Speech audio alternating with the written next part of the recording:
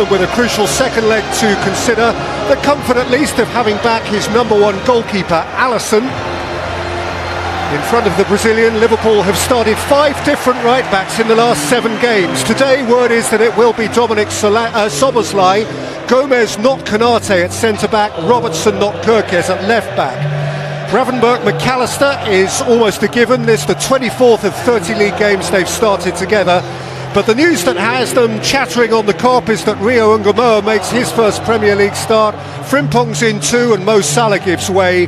Cody Gakpo, having scored in his last 3 home games against Spurs, is perhaps the right horse for this course up top. So Ekitike and Salah on a formidable list of Liverpool substitutes. Federico Chiesa is well enough to make the 20 as well. Well, Igor Tudor's 5th Spurs team selection is at least as complex as the first 4.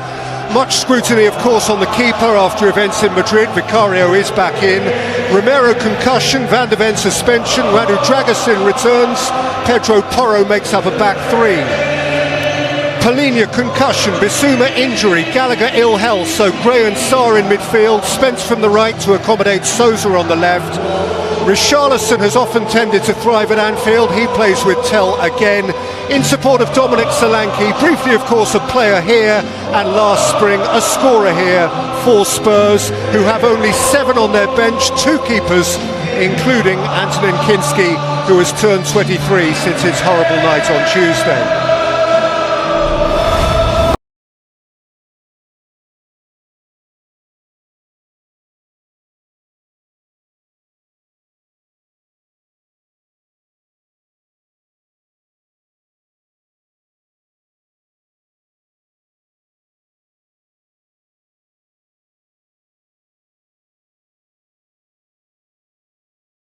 Last visit to Anfield 322 days ago, when the sun shone and Alexis McAllister conjured a beauty, and Mo Salah sealed it in front of the Kop, and Virgil van Dijk hoisted the trophy high. And Spurs, whilst largely bystanders that day, at least had the prospect then of a European final to come.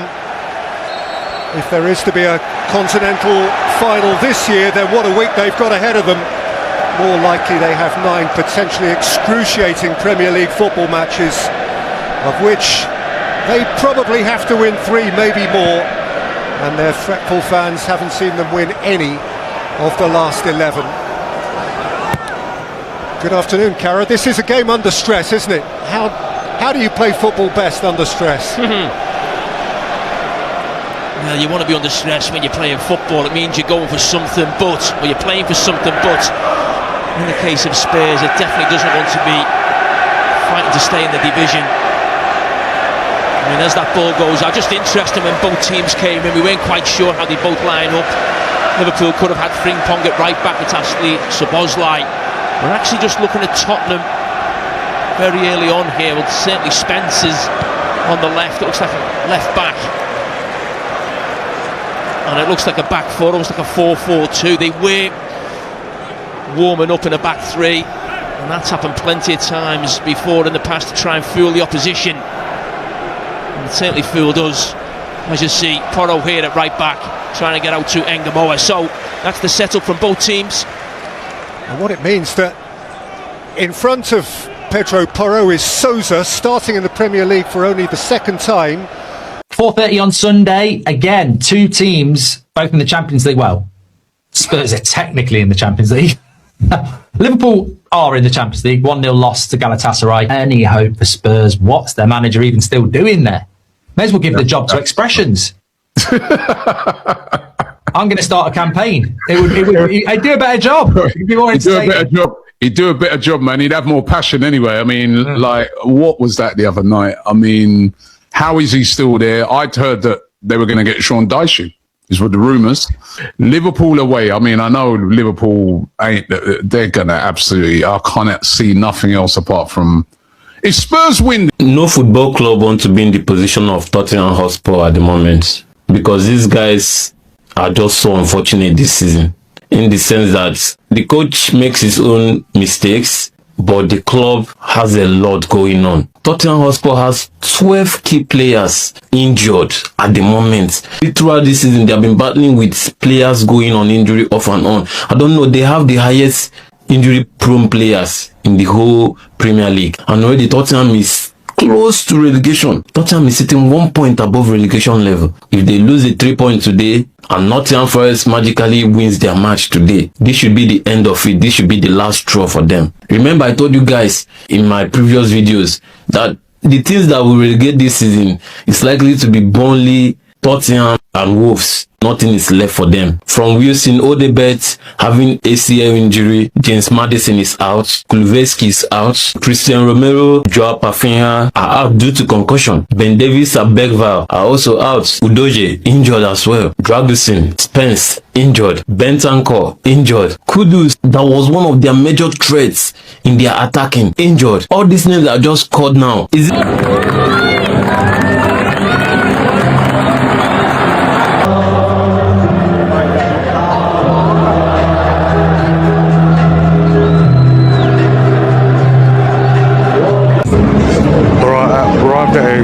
Liverpool versus Spurs, who's playing worse? It's going to be an interesting watch. Let's see. Who do you think will win? Let us know below. I'm going Liverpool 3-0.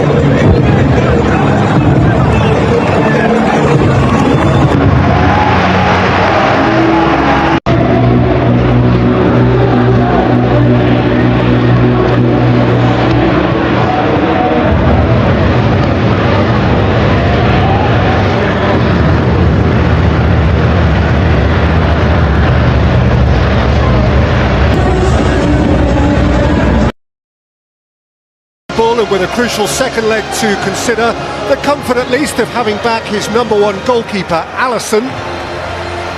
In front of the Brazilian, Liverpool have started 5 different right-backs in the last 7 games. Today, word is that it will be Dominic Szoboszlai, Gomez not Konate at centre-back, Robertson not Kirkes at left-back. Gravenberch McAllister is almost a given. This is the 24th of 30 league games they've started together.